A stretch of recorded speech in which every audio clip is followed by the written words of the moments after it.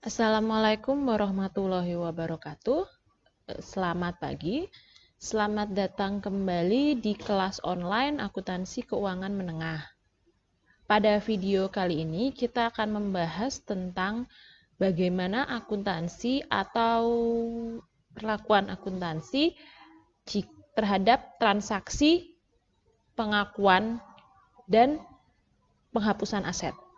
Jadi sederhananya adalah apa hal-hal yang harus kita perhatikan dan juga bagaimana pencatatan jika perusahaan membeli aset tetap atau juga menjual aset tetap. Tentu perlu saya ingatkan kembali bahwa aset tetap yang di sini yang dimaksud adalah aset yang jangka panjang seperti bangunan, peralatan, mesin, dan kendaraan.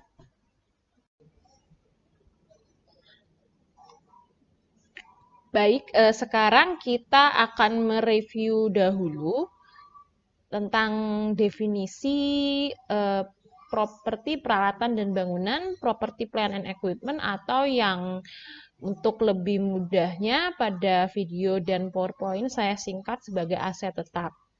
Nah, jadi properti peralatan dan bangunan itu adalah aset berwujud yang digunakan untuk kegiatan perusahaan seperti kegiatan produksi,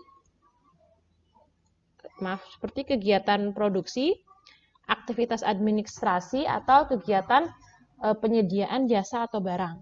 Intinya adalah aset tetap yang digunakan untuk kegiatan operasional perusahaan. Dan aset ini diekspektasi dapat digunakan lebih dari satu periode. Contohnya, misalnya tanah, bangunan, peralatan, kendaraan, dan sejenisnya. Yang perlu dicatat adalah aset itu baru boleh masuk kategori ini jika aset itu digunakan untuk operasi. Jadi bukan aset yang dibeli perusahaan untuk kemudian dijual kembali. Nah, itu yang perlu Anda ingat terkait dengan definisi properti peralatan dan bangunan. Nah, sekarang kita akan langsung masuk terkait dengan hal yang perlu Anda perhatikan ketika Anda mengakui aset tetap atau mengakui PPI. Jadi, ketika teman-teman mengakui PPI, mungkin sebelum ini teman-teman sudah pernah membuat jurnal ya. Misalnya ada transaksi perusahaan membeli kendaraan sebesar 100 juta rupiah.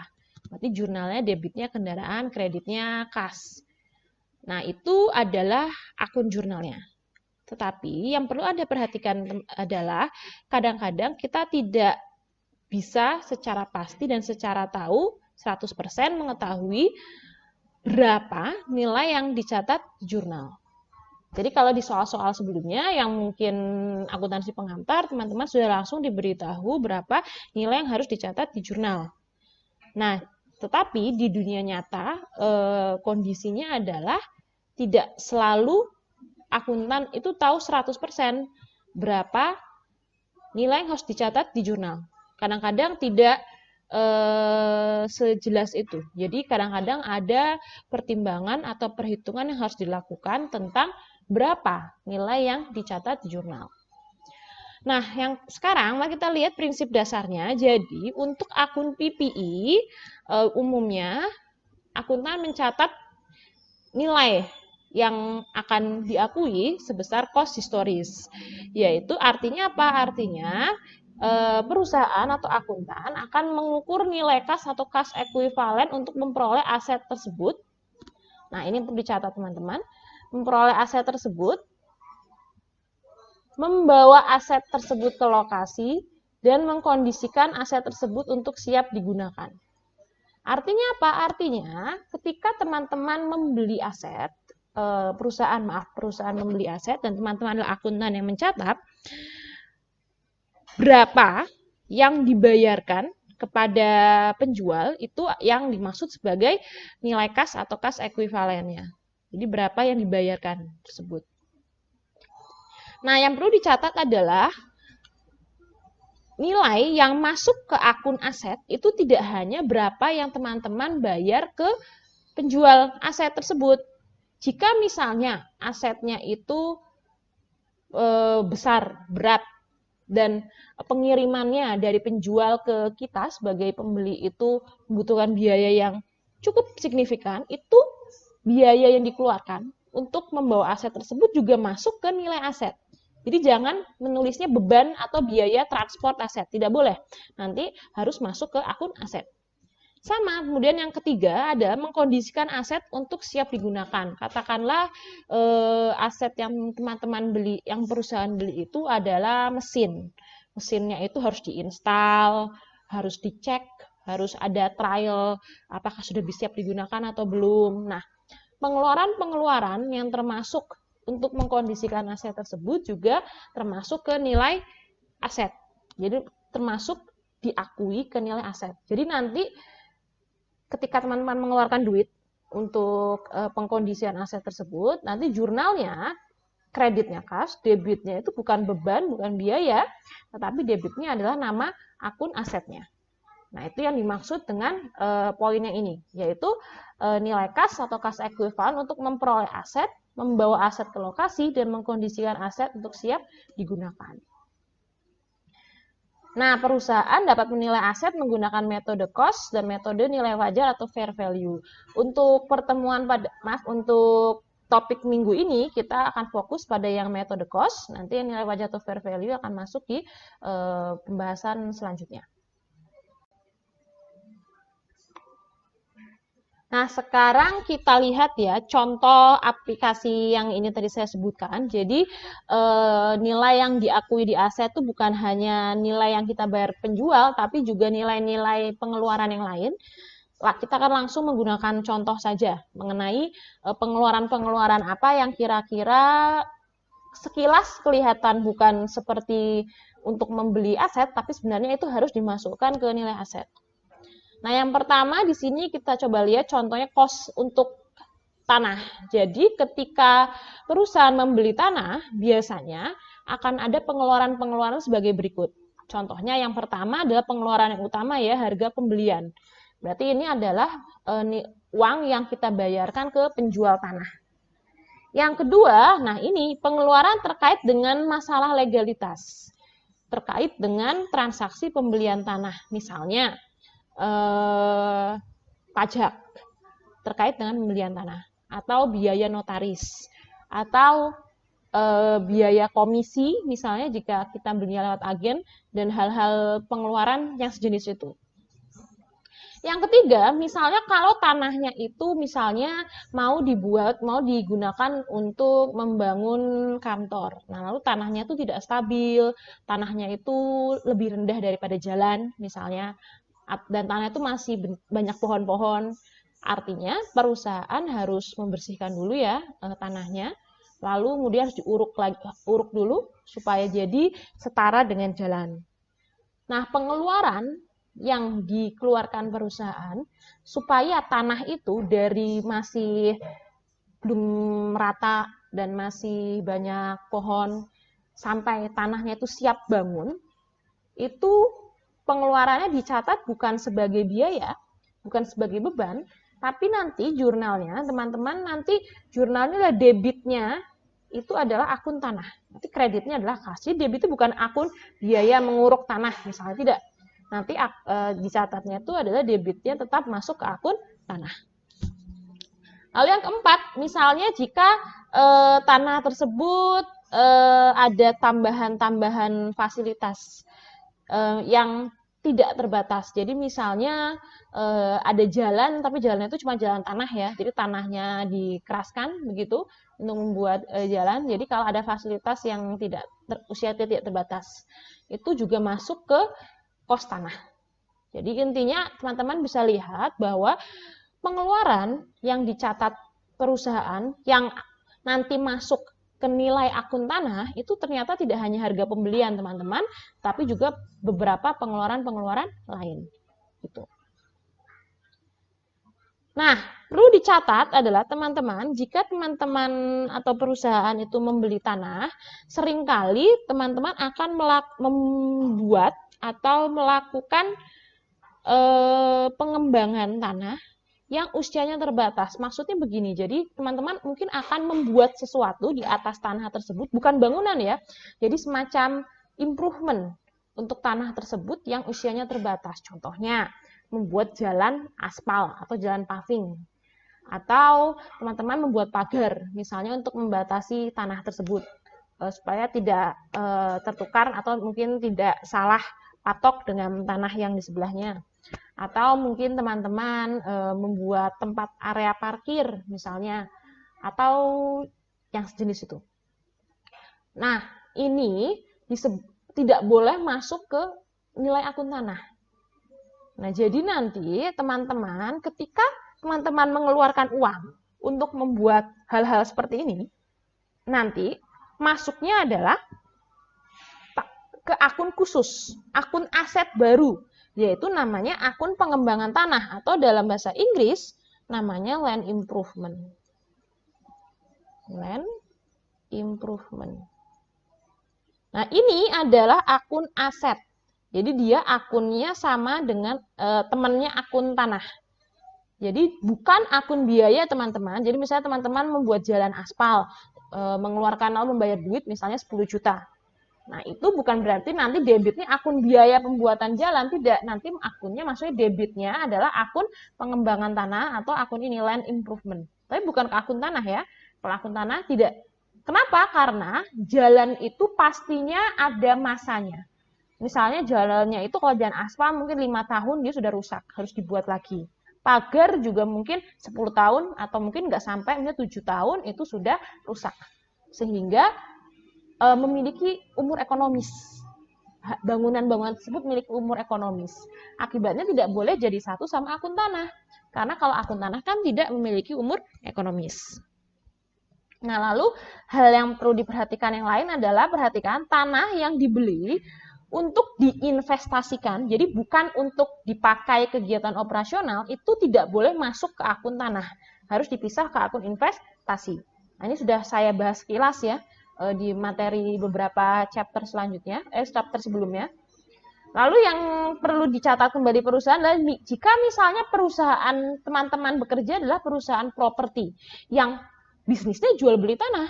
Nah, kalau seperti itu ketika perusahaan membeli tanah ya tidak boleh masuk ke akun tanah. Tapi masuknya ke akun persediaan. Kalau mau dijual kembali masuknya ke akun persediaan. Jual kembali dalam artian bisnis perusahaan teman-teman adalah memang bisnisnya jual beli properti, begitu. Tanah yang dimiliki perusahaan dan dicatat di akun tanah itu adalah tanah yang digunakan untuk operasional sehari-hari. Contohnya, tanah yang digunakan untuk tempat parkir truk misalnya, atau tanah yang dipakai untuk di situ misalnya ada kompleks perkebunan misalnya, atau tanah yang digunakan untuk warehouse. Nah, jadi harus digunakan operasional perusahaan baru masuk akun tanah. Tapi jika tidak digunakan operasional perusahaan, mungkin masuk di salah satu akun ini. Jadi jika tadi itu terkait dengan pengeluaran untuk mendapatkan tanah, nah kita coba sekarang terkait dengan pengeluaran untuk bangunan. Nah, jadi untuk bangunan, pengeluaran-pengeluaran yang termasuk ke akun bangunan, tentunya yang pertama adalah biaya pembangunan gedung tersebut. Atau kalau bangunannya dibeli oleh perusahaan, maka tentunya berapa harga yang kita bayar ke penjual bangunan. Lalu yang kedua adalah biaya jasa profesional terkait dengan bangunan tersebut. Contohnya mungkin agen, misalnya komisi jika bangunannya kita membeli menggunakan agen, perizinan jika misalnya kita membangun maka harus ada IMB-nya dan perizinan-perizinan sejenis itu. Tapi jika kita membeli bangunan maka tentunya ada biaya-biaya pajak dan mungkin notaris yang harus diperhatikan, begitu. Nah, ini sekarang peralatan. Jadi kalau peralatan, biasanya pengeluaran-pengeluaran yang nanti termasuk ke akun peralatan, yang pertama tentunya harga beli peralatan itu sendiri.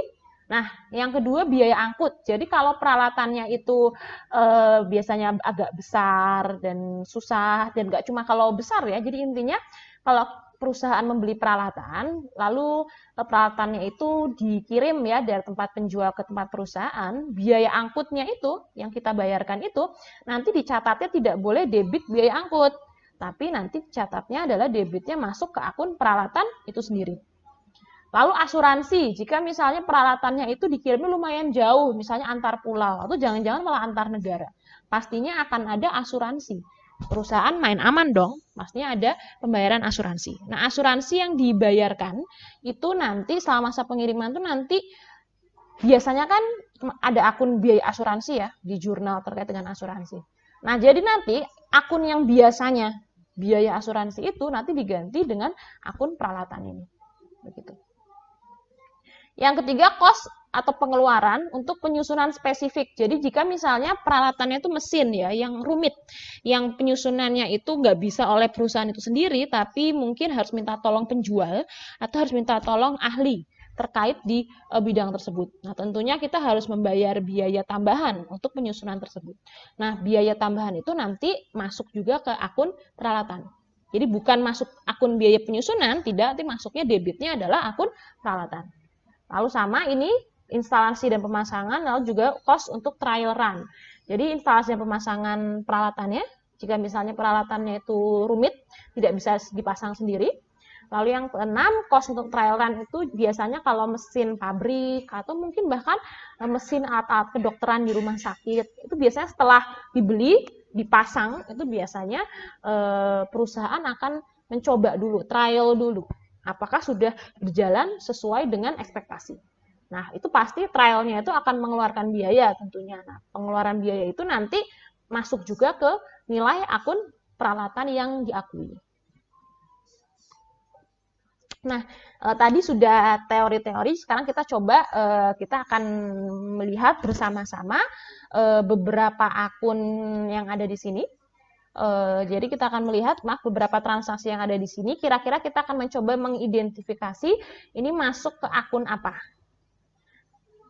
Nah, kita lihat yang pertama, uang yang dibayar untuk membayar kontraktor. Nah, kontraktornya misalnya uang yang dipinjam untuk membayar kontraktor. Nah, ini uangnya baru dipinjam, belum dibayar ya teman-teman. Ingat, uangnya baru dipinjam, baru dibayar. Jadi kita minjem duit ke bank, kita dapat duit, kita belum ngeluarin duitnya. Nah, ini masuknya adalah ke akun utang, ya, belum masuk akun aset manapun. Ini jebakan, hati-hati. Jadi kalau ada soal sejenis ini dibaca dengan cermat. Kalau sudah jadi pengeluaran, nah itu mungkin nanti baru masuk ke akun aset atau ke akun biaya. Tapi di sini uangnya baru dipinjam, jadi masih masuk ke akun notes payable atau utang leso. Nah, yang ini B, pembayaran kepada kontraktor untuk bangunan. Masuk akun apa ini? Building, bangunan tentunya. Ya. C, cost membersihkan dan menguruk tanah. Nah, ini masuknya ke akun tentunya akun land, akun tanah. D, pajak yang terkait dengan tanah yang dibeli. Ini juga nanti ketika teman-teman membayar pajak tersebut, nanti debitnya bukan biaya pajak teman-teman, tapi debitnya langsung masuk ke akun tanah. Yang E, premi untuk 6 bulan asuransi terkait dengan pembangunan bangunan tersebut. Nah, karena ini asuransi untuk bangunan, maka nanti masuknya bangunan. Nah, refund, premi asuransi bangunan gedung selama 1 bulan karena bangunan lebih cepat. Kalau refund artinya kita dapat lagi duitnya ya. Tadi kita sudah bayar, terus duitnya kita terima kembali. Artinya apa? Masuk ke akun apa ini? Akun bangunan juga, tapi bukan yang menambah, tapi mengurangi ya. Karena kan tadi ketika kita bayar, akun bangunannya bertambah nih. Berarti kan ketika kita bayar, jurnal itu debitnya bangunan, kreditnya kas. Berarti kan kasnya berkurang. Tapi kalau refund, berarti logikanya kasnya kan nambah nih, debit. Maka kreditnya apa? Kreditnya adalah bangunan. Begitu. Yang G, biaya arsitek untuk desain bangunan. Jadi bangunannya misalnya kita mau membuat kantor. Nah, kantornya itu tentunya kita harus membayar jasa desain arsitek ya, paling enggak biar lumayan cantik lah bangunannya. Nah, biaya untuk membayar arsiteknya itu nanti masuk ke biaya bangunan juga. Jadi bukan biaya jasa arsitek, tapi nanti harusnya masuk ke biaya bangunan. Lalu ini kos pembersihan pembelian real estate sebagai tempat operasi. Nah, ini. Nah, jadi di sini teman-teman, ketika teman-teman ada paketan tanah dan ada bangunan di atasnya, jika teman-teman bisa membedakan berapa nilai tanah dan berapa nilai bangunan ya, maka boleh dipisah. Jadi ini bisa harusnya jawabannya land and building ya, masing-masing. Jadi nanti tanahnya 200.000, bangunannya 50.000. Tapi jika teman-teman misalnya sering ya, kalau teman-teman mungkin beli tanah, di situ ada bangunannya sudah bangunannya sudah lama atau sudah tidak dipakai seperti itu, dan agak susah nih berapa sih ini nilai bangunannya. Biasanya semua nilai masuk ke akun tanah begitu. Jadi nanti akun bangunannya kalau tidak bisa dinilai secara terpisah, biasanya masuk ke akun tanah semua. Tapi jika bisa dipisah seperti ini, maka idealnya ini masuk ke dua akun ya. Jadi nanti akun land sama di sini ya satunya akun building. Jika kita bisa mengidentifikasi berapa nilai tanah sama berapa nilai bangunan yang kita beli, begitu. Nah, yang I komisi ya, komisi yang dibayarkan kepada agen properti ini kalah. Ini masuknya biasanya akunnya ini nyambung dengan yang di atas ya, karena di sini yang paling besar adalah akun tanah. Nah, maka komisi yang dibayarkan kepada agen propertinya pun dianggapnya masuk ke tanah, begitu. Karena di sini tanahnya dianggap lebih signifikan daripada bangunan. Jadi ini biasanya untuk transaksi kalau beli tanah terus di atasnya ada bangunan, tapi ya cuma numpang ada bangunannya aja, begitu. Jadi biasanya bangunannya mungkin niat akan dirobohkan atau sejenisnya seperti itu, nanti masuknya ke akun tanah semua. Bu, kalau mau dipukul rata kedua akun tanah bangunan boleh nggak? Monggo, boleh. Tapi itu jika menurut Anda adalah signifikan nilai komisinya. Jika tidak, biasanya cenderung dimasukkan ke salah satu akun saja. Yang J, pembangunan pagar di sekitar properti. Nah, ini masuknya land improvement ya, karena pagar. Jadi tidak boleh masuk ke akun tanah, tapi ke land improvement, terpisah. Karena pagar itu pastinya ada umur ekonomisnya. 5 tahun, 7 tahun, atau mungkin 3 tahun sudah roboh, harus dibuat lagi. Nah, kos untuk penghancuran bangunan. Nah, ini saya tadi bilang, jadi kita beli bangunan, terus bangunannya itu niatnya tidak untuk dipakai lagi, niatnya untuk dihancurkan. Jadi yang ini misalnya niatnya untuk dihancurkan, maka kos untuk penghancuran bangunan itu nanti masuknya ke kos tanah. Wah, gimana Bu? Saya kok jadi bingung. Nah, maksudnya begini teman-teman, jadi sering terjadi kita beli tanah, tapi ternyata di atas tanah itu ada bangunan. Dan kita tidak niat menggunakan bangunan tersebut. Niatnya adalah pakai tanahnya. Nah, jadi walaupun bangunan itu ada, mungkin bisa dipakai untuk apa, kita nggak niat menggunakan bangunan tersebut. Kita mau hancurkan, kita akan membangun lagi yang baru. Nah, kalau seperti itu niatnya, maka biaya yang kita keluarkan untuk menghancurkan bangunan itu dianggap sebagai biaya untuk mempersiapkan tanah. Dianggap sebagai pengeluaran untuk kita menyiapkan tanah tersebut supaya siap bangun. Jadi sama seperti contoh yang tadi saya bahas terkait dengan pohon. Jadi menguruk tanah, menebang pohon, itu kan biaya untuk menyiapkan tanah. Di sini juga sama, untuk menghancurkan bangunan juga berarti masuk ke tanah. Kos yang nanti masuk ke akun tanah. Yang L, perolehan ya. Saya banyak salah ketik.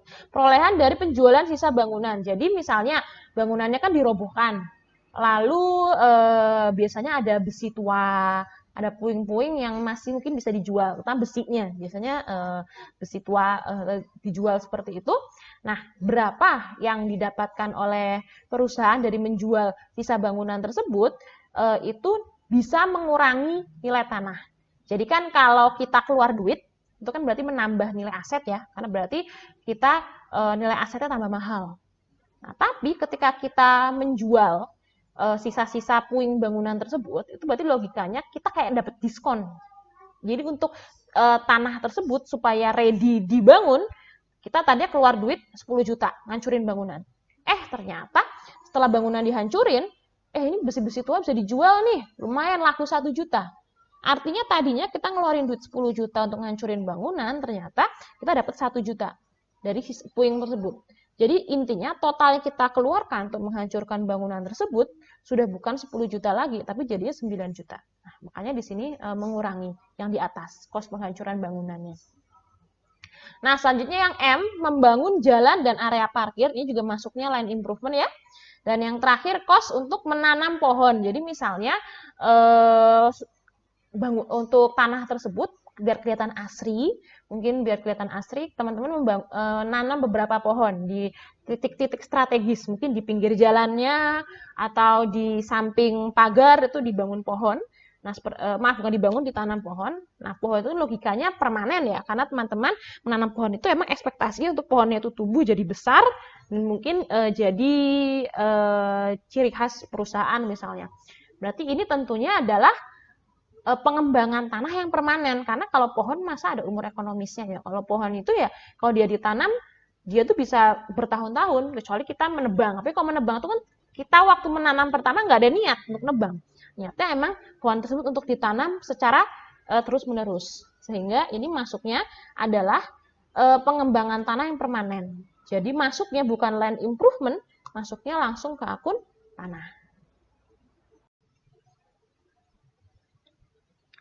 Oke, jadi tadi sudah terkait dengan pengeluaran-pengeluaran yang sering terjadi ketika kita memperoleh aset baru. Jadi nanti dicatatnya di akun apa.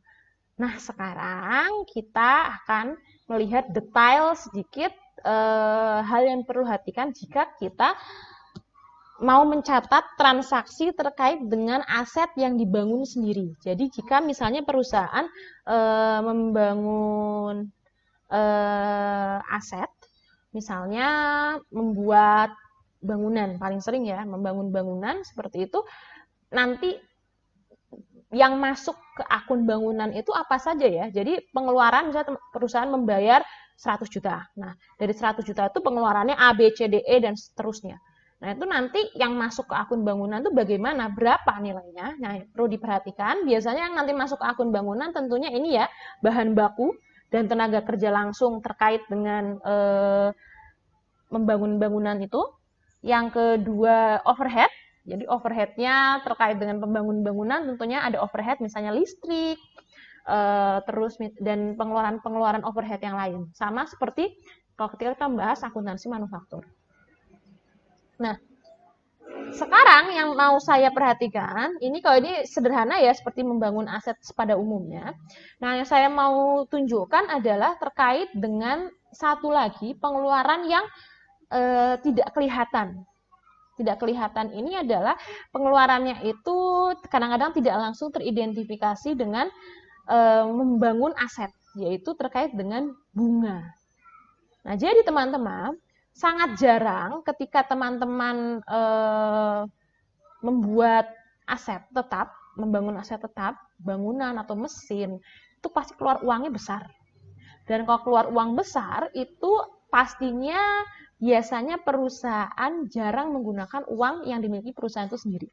Dia cenderung akan minjem duit ke bank, supaya dia bisa membangun aset tersebut. Nah, ketika ia meminjam uang, pastinya ada biaya nggak sih, teman-teman? Apa itu? Ketika teman-teman, ketika perusahaan meminjam uang untuk membuat aset, untuk membangun aset, maka akan muncul biaya tambahan, yaitu biaya bunga. Nah, biaya bunga ini harus dibayar oleh perusahaan. Nah, artinya apa? Ini pengeluaran tambahan supaya aset tersebut bisa dibangun.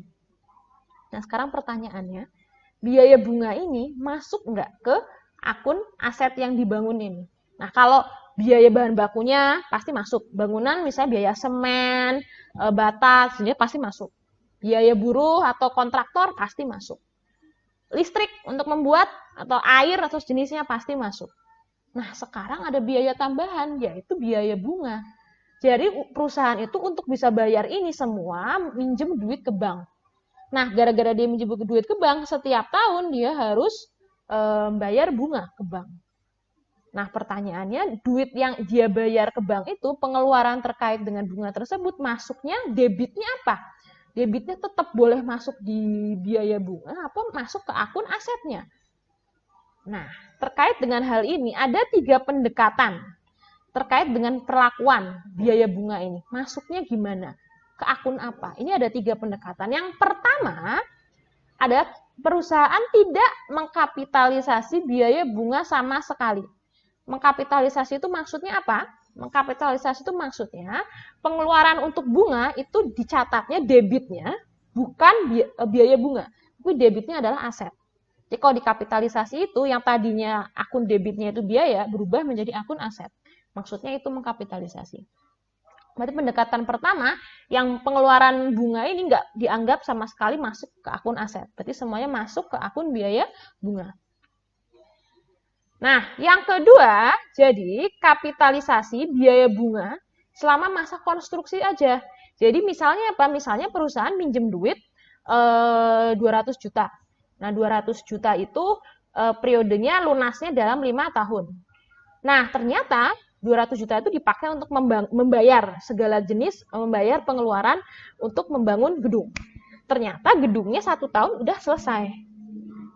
1 tahun sudah selesai, maka menurut pendekatan yang ini, biaya bunga yang dikapitalisasi hanya yang 1 tahun itu aja. Yang sisa 4 tahunnya sampai utangnya itu lunas atau jatuh tempo, itu tidak dimasuk ke kapitalisasi. Jadi yang masuk ke akun aset cuma bunga yang 1 tahun aja, yang selama masa konstruksi tersebut.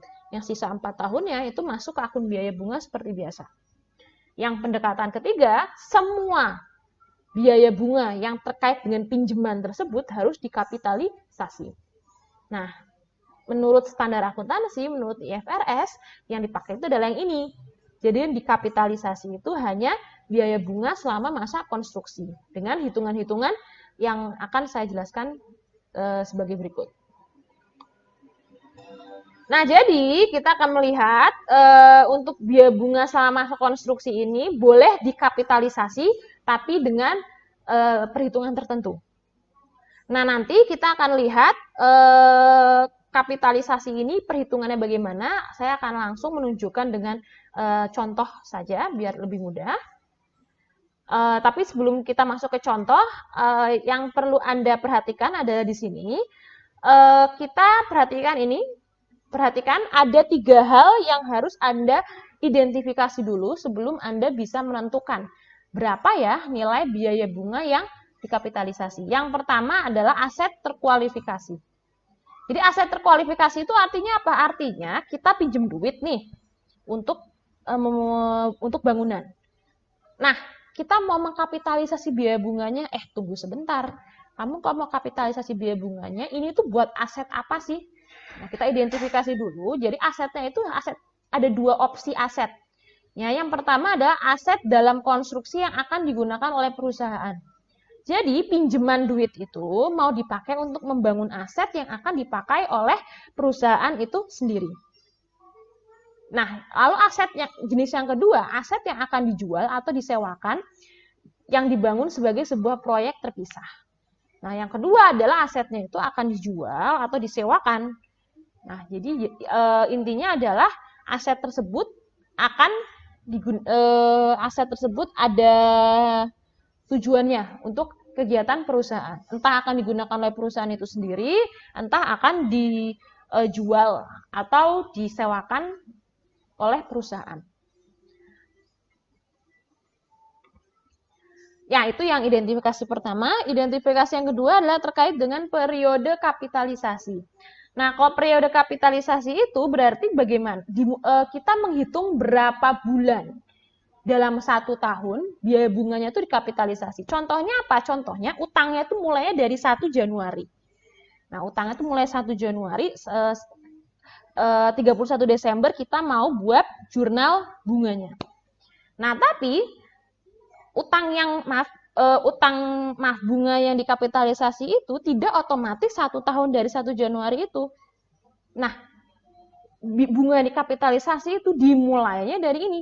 Mulai dari tanggal pengeluaran. Jadi misalnya begini, kita minjem duit ke bank itu 1 Januari. Tapi kita baru bayar ke kontraktornya itu pada 1 Maret. Nah, jadi periode kapitalisasinya itu bunga. Berapa nilai bunga yang boleh dikapitalisasi itu tidak dimulai dari Januari, tapi mulai dari Maret. Yaitu tanggal ketika perusahaan mengeluarkan duit dibayarkan untuk konstruksi. Seperti itu. Nah, kita lihat sekarang berakhirnya kapan? Berakhirnya itu ketika aset sudah selesai dan siap digunakan. Nah, jadi misalnya gimana? Misalnya nih, membangun asetnya itu dari Maret, tadi saya sudah bilang Maret itu sampai November. Jadi asetnya itu sudah selesai dibangun November. Maka periode kapitalisasinya nggak boleh sampai Desember, walaupun biaya bunganya itu full 1 tahun ya, karena bunganya itu kan dari 1 Januari. Nah, tapi bunga yang nanti boleh dikapitalisasi itu berarti dari Maret sampai kapan bangunan itu selesai diproduksi, yaitu November. Nah, berarti periode kapitalisasi ya cuma periode Maret sampai November itu. Nah, itu namanya periode kapitalisasi. Nah, selanjutnya nilai yang dikapitalisasi itu yang mana? Nah, nilai yang dikapitalisasi itu adalah nilai yang paling kecil antara biaya bunga aktual, berarti biaya bunga yang beneran dibayar perusahaan, dengan avoidable interest, yaitu nilai bunga yang dapat dihindari jika pengeluaran untuk konstruksi tidak dilakukan. Jadi dengan kata lain, kalau misalnya perusahaan itu tidak perusahaan itu tidak membangun aset tersebut, nggak perlu bayar bunga itu. Gimana cara ngitungnya? Nanti kita akan saya tunjukkan gimana cara menghitungnya. Tapi yang perlu teman-teman ketahui, nanti teman-teman akan ngitung ini dua, biaya bunga aktual sama avoidable interest, lalu dibandingin mana yang paling kecil. Nah, nilai itulah yang akan dikapitalisasi. Gitu. Baik, untuk mempermudah pemahaman teman-teman, kita langsung melihat contoh soal saja untuk memberikan gambaran yang lebih real. Perhatikan soal berikut. Blue Corporation meminjam uang sebesar $200.000 dengan bunga 12% per tahun dari State Bank pada 1 Januari 2011 untuk spesifik. Jadi pinjaman ini itu untuk membangun suatu mesin yang akan digunakan untuk operasi perusahaan. Konstruksi dimulai pada 1 Januari juga pas. Jadi konstruksi dimulai pada 1 Januari 2011 dan berikut adalah pengeluaran terkait dengan proyek sampai konstruksi selesai pada 31 Desember 2011. Jadi konstruksinya selesainya pas 1 tahun. Dimulainya konstruksi 1 Januari sampai selesai 31 Desember. Nah, kita lihat pengeluarannya. Nah, jadi di sini kita lihat Blue Corporation membayar sebanyak 4 kali untuk pengeluarannya. Membayar ke kontraktor mungkin ya, intinya kita pengeluarannya itu ada 4 kali, yaitu 1 Januari, 30 April, 1 November, dan 31 Desember. Nah, yang ini total pengeluarannya. Nah, diketahui selain hutang yang $200.000 ini, ternyata per 1 Januari 2011 itu ternyata perusahaan juga sudah punya 2 utang. Sudah ada 2 utang, yaitu hutang yang ini, hutang sebesar $500.000 dengan bunga 14% per tahun dan hutang $300.000 dengan bunga 10% per tahun. Nah, sekarang kita akan coba lihat bagaimana perhitungan berapa yang harus dikapitalisasi. Nah, kita lihat stepnya. Pertama kita lihat apakah aset yang ini memenuhi kualifikasi untuk dikapitalisasi biaya bunganya. Ternyata memenuhi kualifikasi, kenapa? Karena aset ini butuh periode, butuh waktu untuk membangunnya. Jadi asetnya itu membangunnya itu dari 1 Januari sampai 31 Desember. Jadi enggak cuma sekedar beli langsung jadi. Jadi butuh waktu untuk mengkapitalisasi bunganya. Jadi enggak cuma perusahaan pinjam duit $200.000 lalu langsung dipakai untuk beli aset langsung dapat. Nah, kalau seperti itu tidak boleh, nggak boleh dikapitalisasi. Tapi karena ini perusahaan pinjam duit $200.000 lalu dipakai untuk membuat mesin dan mesinnya itu jadinya baru 1 tahun periodenya di sini, berarti kita boleh mengkapitalisasi biaya bunganya. Periode kapitalisasinya kapan? Periode kapitalisasinya dari 1 Januari 2011 sampai 31 Desember 2011. Karena di sini kita lihat konstruksi dimulai pada ini 1 Januari 2011. Dan pengeluaran pertama kita lihat juga 1 Januari 2011. Nah, sekarang kita akan melihat bagaimana perhitungannya. Nah, teman-teman, ingat tadi saya bilang apa? Saya bilang bahwa periode kapitalisasi itu dimulainya dari tanggal ketika perusahaan itu membayar. Nah, di sini kan perusahaan itu membayarnya dia ada 4 kali pembayaran. Artinya apa? Artinya 4 kali pembayaran. Untuk setiap pembayaran ini periode kapitalisasinya beda-beda berarti. Nah, contohnya yang pengeluaran pertama pada 1 Januari, periode kapitalisasinya pure 12 bulan. Nah, periode kapitalisasi murni 12 bulan. Tapi pengeluaran yang kedua 30 April, kita lihat periode kapitalisasinya itu kan berarti mulai bayar 30 April. Berarti dari 30 April sampai 31 Desember itu berapa bulan? Ada 8 bulan. Berarti periode kapitalisasinya 8 bulan. Selanjutnya, yang pengeluaran ketiga pada 1 November itu juga sama. Jadi dari 1 November sampai 31 Desember itu ada 2 bulan. Jadi periode kapitalisasinya di sini 2 bulan. Lalu yang terakhir, pengeluaran terakhir itu pas banget akhir tahun. Pengeluaran yang terakhir untuk ngelunasin mesin ya, sebelum mesinnya selesai dibuat. Nah, yaitu sebesar 100.000. Nah, ini karena pas terakhir, tanggal terakhir mesin itu diproduksi, maka di sini periode kapitalisasinya 0. Artinya tidak perlu ada biaya bunga yang dikapitalisasi. Nah, Bu, ini tujuannya apa? Tujuannya gini teman-teman. Jadi kan pengeluarannya itu kan 650.000. Tapi dari sudut pandang biaya bunga yang akan kita kapitalisasi, bukan berarti 650.000 ini semuanya akan menghasilkan biaya bunga yang dikapitalisasi. Nah, artinya apa? Artinya kita harus menghitung pengeluaran terbobotnya. Jadi kalau kita membobotkan antara pengeluaran ini dengan periode kapitalisasi ini, berapa ya nilai pengeluaran terbobotnya istilahnya. Nah, jadi pengeluaran terbobot, total pengeluaran terbobot, weighted average accumulated expenditure. Caranya gimana ngitungnya? Ngitungnya gampang, berarti 100.000 yang di sini dikali periode kapitalisasinya. Nah, periode kapitalisasinya ini 12 per 12 ya, artinya ini 100.000 dikali 1, maka total 100.000. Di sini yang sama, pengeluaran kedua 30 April, berarti 150.000 dikali 8 per 12, dapat 100.000. 8 per 12 itu dari mana? Kan tadi 8 bulan ya, 1 tahun ada 2. Pertama, tadi kan dari 30 April sampai 31 Desember ada 8 bulan. Nah, lalu periode kapitalisasinya kan tadi kita sudah tentukan ya di sini. Periode kapitalisasinya adalah 1 Januari 2011 sampai 31 Desember. Artinya periode kapitalisasi utamanya itu adalah di sini 12 bulan ya, bunganya. Nah, jadi di sini maka di sini 12 bulan juga gitu. Karena bunganya dalam 1 tahun kan 12 ya, kayak begitu.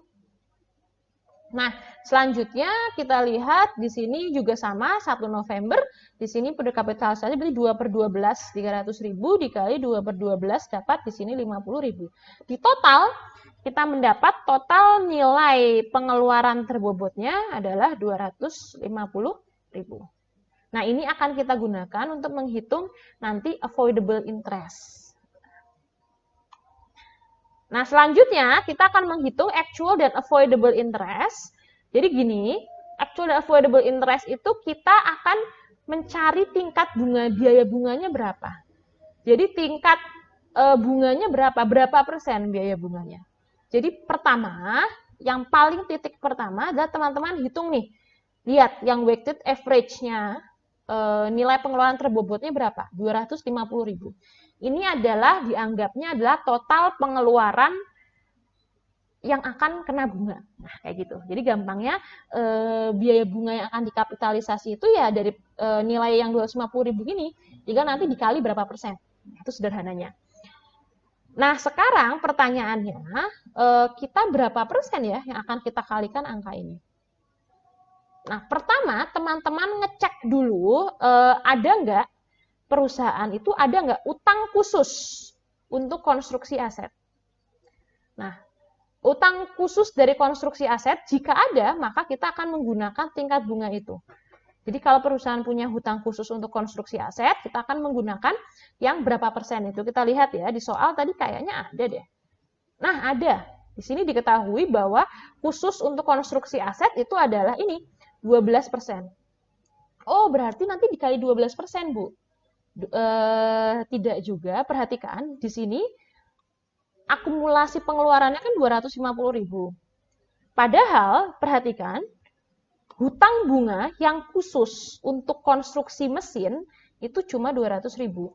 Nah, yang khusus untuk konstruksi mesin, hutang khususnya itu cuma hutang khususnya itu cuma 200.000. Artinya apa? Artinya untuk yang 200.000 ini nanti pakai bunga yang ini, bunga yang 12% yang ada di sini. Tapi kan masih ada sisanya nih, perhatikan. Ada sisanya kan ini 200.000, padahal di sini 50.000, berarti masih ada sisa sebesar 50.000. Nah, sisa itu diapain? Nah, sisa itu perhatikan di sini, untuk sisa bagian dari weighted average accumulated expenditure yang berlebih, gunakan tingkat bunga rata-rata tertimbang dari seluruh hutang yang ada di periode tersebut. Jadi yang sisanya 50.000 itu, kita nanti akan ada hitungan tambahannya. Gampangnya begitu. Kita lihat bagaimana hitungannya, langsung saja. Jadi begini, kita pertama hitung actual interest-nya dulu teman-teman. Actual interest-nya itu berarti biaya bunga yang benar-benar dibayarkan oleh perusahaan pada tahun tersebut. Yang pertama, hutang yang khusus banget buat membangun mesin, itu berarti kan tadi 200.000 ya, dikali 12%, berarti bunganya 24.000.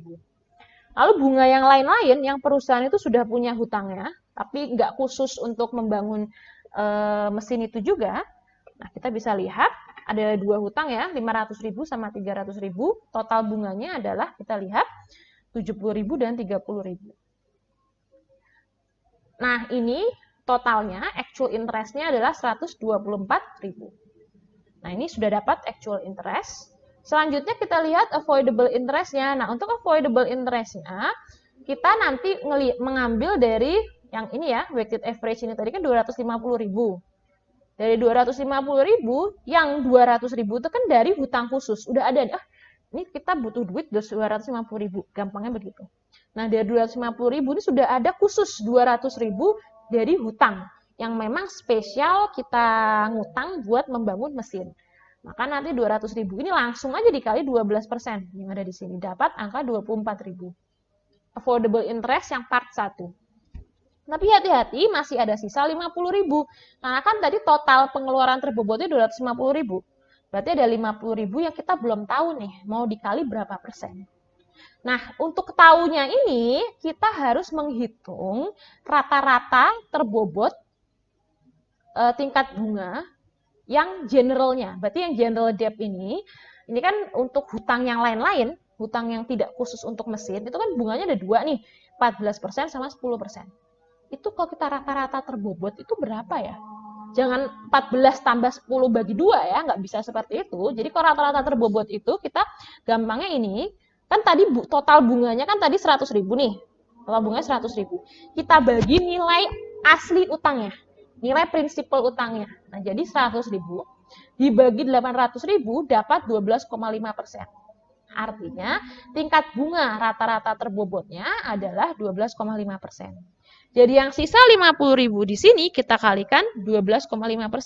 Sehingga dapat di sini 6.250. Di total kita mendapatkan 30.250. Mana di sini yang lebih rendah antara actual sama yang ini, actual sama avoidable interest, yang lebih rendah jelas-jelas yang ini ya. Jadi yang dikapitalisasi adalah yang 30.250 ini.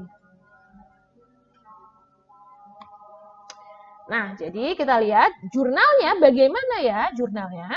Nah, jurnalnya untuk mencatat yang bunga yang 30.250 ini yang dikapitalisasi, jurnalnya perhatikan, debitnya adalah peralatan atau mesin, monggo terserah, tapi di sini saya menggunakan peralatan. Nah, peralatan 30.250. Kreditnya, perhatikan, kreditnya teman-teman adalah di sini untuk konteks ini kreditnya adalah biaya bunga. Jadi biaya bunganya berkurang 30.250. Kok seperti ini? Kenapa ya? Karena jadi awalnya ini kan actual interest nih yang sudah terjadi biaya bunganya. Yang benar-benar terjadi, maaf, yang benar-benar terjadi. Nah, ini sudah dicatat dulu jurnalnya. Jadi dicatat jurnalnya total biaya bunganya ini, debit biaya bunga 124.000. Kreditnya tergantung ya, di informasi di soal tidak disebutkan, soalnya bayarnya 31 Desember apa 1 Januari. Jadi di sini debitnya biaya bunga, kreditnya utang bunga atau kas, 124.000. Ini sudah dibuat ini jurnalnya. Tapi bentar dulu. dari biaya bunga 124.000 ini ada sebagian yang boleh dikapitalisasi. Jadi kita akan mengurangi biaya bunga yang 124.000 ini. Dikurangi berapa? Dikurangi sesuai yang hitungan kita ini tadi, yang paling rendah yang ini. Maka nanti di sini dikurangi sebesar jurnal yang ini. Maka jurnal untuk mengurangi biaya bunga yang sudah dicatat, supaya dikurangi 30.250, maka kita lihat jurnalnya, debitnya peralatan, 30.250, kreditnya biaya bunga, 30.250. Nah, seperti itu. Contoh terkait dengan bagaimana mencatat jurnal terkait dengan kapitalisasi bunga. Nah, ini contoh simpel ya. Untuk contoh selanjutnya yang ini, yang lebih rumit untuk latihan 1, nanti bisa dilihat di video terpisah terkait dengan pembahasan contoh soal untuk latihan 1. Baik, untuk materi terkait dengan video ini saya rasa cukup sekian. Jadi untuk video ini kita membahas terkait dengan pengakuan atas aset tetap yang kita beli atau kita buat sendiri. Nah, tapi masih ada beberapa topik lain terkait dengan pengakuan aset tetap ini yang dapat dilihat di video materi yang kedua. Terima kasih banyak. Akhir kata, wassalamualaikum warahmatullahi wabarakatuh. Selamat pagi.